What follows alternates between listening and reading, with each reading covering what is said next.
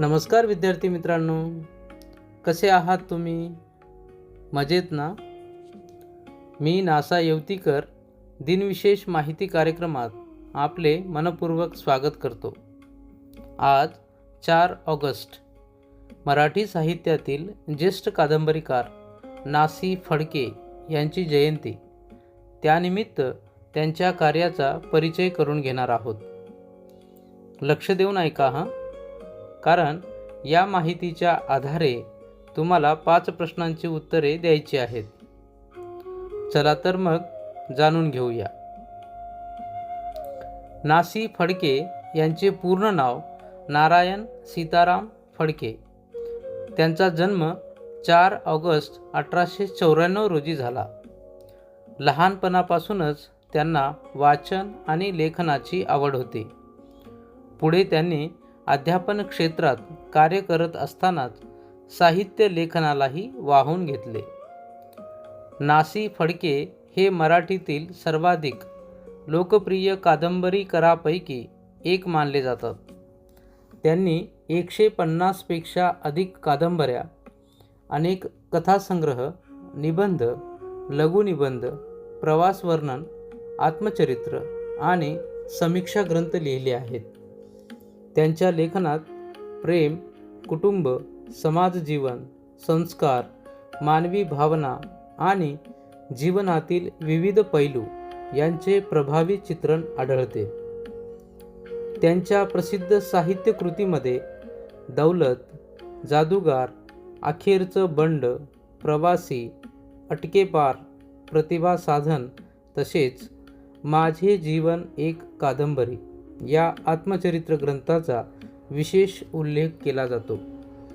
त्यांच्या साहित्याने मराठी वाचकांच्या अनेक पिढ्या समृद्ध केल्या. त्यांच्या साहित्य सेवेची दखल घेऊन त्यांना अनेक सन्मान मिळाले. सन 1962 मध्ये गोव्यात भरलेल्या अखिल भारतीय मराठी साहित्य संमेलनाचे अध्यक्षपद त्यांना बहाल करण्यात आले. तसेच ना.सी. फडके यांना भारत सरकारकडून पद्मभूषण हा सन्मान मिळाला होता. ना.सी. फडके यांचे संपूर्ण आयुष्य आपल्याला एकच संदेश देते: वाचन, चिंतन आणि सातत्यपूर्ण लेखन यामधूनच व्यक्तिमत्व घडते. पुस्तकांशी मैत्री करणारा विद्यार्थी नेहमीच ज्ञानाच्या वाटेवर पुढे जातो. चला, आज त्यांच्या जयंतीनिमित्त आपण एक संकल्प करूया. दररोज किमान 15 मिनिटे अवांतर वाचन करू, मराठी साहित्याचा अभ्यास करू आणि आपल्या मातृभाषेचा अभिमान बाळगू. आजचा प्रेरणादायी संदेश आहे: पुस्तके ही माणसाची खरी मित्र असतात. ती आपल्याला विचार, संस्कार आणि जीवनाची योग्य दिशा देतात. मुलांनो, तुम्हाला ही माहिती कशी वाटली? आम्हाला नक्की कळवा. चला, आता या माहितीवर आधारित काही प्रश्न आणि उत्तर पाहूया. पहिला प्रश्न: ना.सी. फडके यांचा जन्म केव्हा झाला?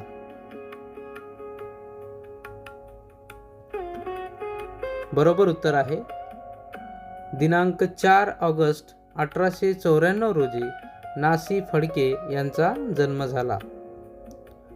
दुसरा प्रश्न: ना.सी. फडके यांचे पूर्ण नाव काय होते?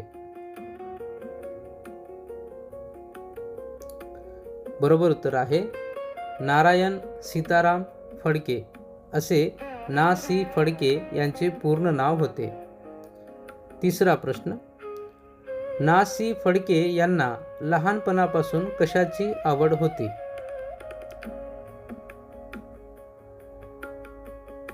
बरोबर उत्तर आहे ना.सी. फडके यांना लहानपणापासून वाचन आणि लेखनाची आवड होती. चौथा प्रश्न: कोणत्या वर्षी गोव्यात अखिल भारतीय मराठी साहित्य संमेलन भरविण्यात आले? बरोबर उत्तर आहे सन 1962 मध्ये अखिल भारतीय मराठी साहित्य संमेलन गोव्यामध्ये भरविण्यात आले. आणि आता शेवटचा 5वा प्रश्न: नासी फडके यांना भारत सरकारकडून कोणता सन्मान मिळाला होता?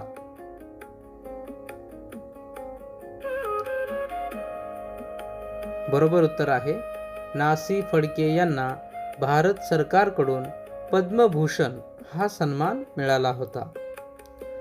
वरील सर्व माहिती इंटरनेटवरून संकलित करण्यात आले आहे. चला पुन्हा भेटूया उद्याच्या दिनविशेष माहिती कार्यक्रमात. तोपर्यंत नमस्कार.